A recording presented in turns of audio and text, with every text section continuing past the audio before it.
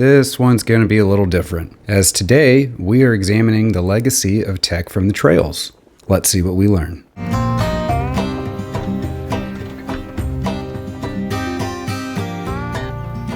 Hello everyone, welcome back.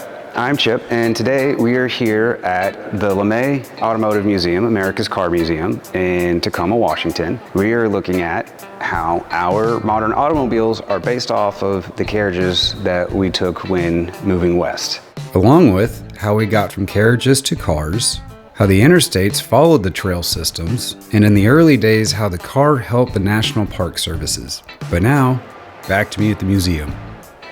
So we were talking earlier how our modern automobiles are based off of wagons and carriages. And a great example of that is these wheels behind me. You can see how these wheels are very, very similar to the wagon wheels that were used on the carriages when going west. And it was a selling point for International that they had rubber on their wagon wheels. It was a 4-seater with literal benches and had a 2-cylinder boxer engine that produces 18 to 20 horsepower. Whew. And features a chain drive system, similar to that of a motorcycle or a bicycle.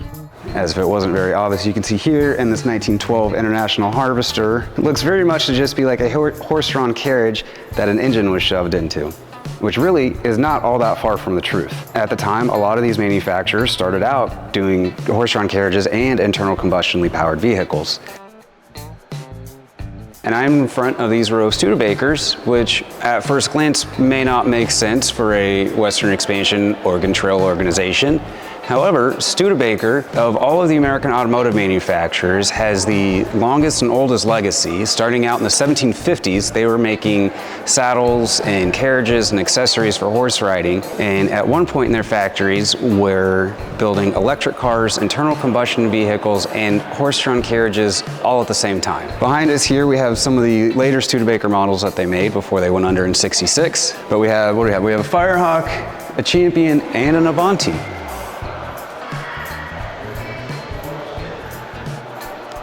And here I am in front of a Hupmobile, and we have a fun Kansas City connection here. Homer Roberts, who was the first black automotive dealer in the country, sold at his dealership in Kansas City Oldsmobiles and Hupmobiles. And he was in business from 1920 to 1929, so he would have had this exact model, a 28 Hupmobile, for sale at his dealership at 19th and Vine. And in the background, all we hear is V12 Ferrari noises, which is the best kind of noises.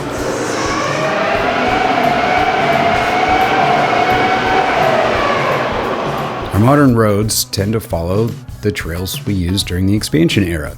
The interstates followed the railroads followed the trails, and the trails followed paths French and English fur traders had been using for a couple of centuries, and that the natives had been using for centuries before that.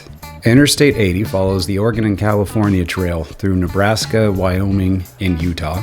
And on the southern route, Route 66 follows the Santa Fe Trail and the El Camino Real, which also turns into the 101. I'm standing here in front of a 1917 Crane Simplex. And now what's special about this vehicle is that it belonged to the Rockefeller family. John Jr. bought it for John D. Rockefeller. And that's special to us in OCTA and the Oregon Trail Association because John Jr. was the person who helped create and finance and make available a lot of what we have as national parks today. The Trail System Act of 1968 was established as a way of bringing the national park experience to the urban and suburban areas and people. And that act is one of the things that allows us to continue operating today. I'm standing in front of a Duesenberg here, and back in the 1930s, 20s, 30s, Duesenbergs were the biggest, fastest, most powerful, one of the most expensivest vehicles you could buy at the time. So because of that, we developed a phrase called, "That's a doozy," short for Duesenberg, because it was so big. So watch out, that step's a doozy, that one's a biggin, because your Duesenbergs are so big. Thank you all for watching, and if you haven't already, please remember to like and subscribe. We have a Supra, we have an AW11 MR2, we have a Celica GTS, we have a Del Sol, why, I don't know. We got another Mazda, we got another Honda, we got an original Honda Civic down here. We got two of these riding out behind the shop right now. This is what they look like when they're done. They're super pretty. Look, another hatchback, right-hand drive, also, nope, left-hand drive. This one's from the States. Also dope. Oh, that's a new one. All right, cool. K-cars. This is like K-trucks.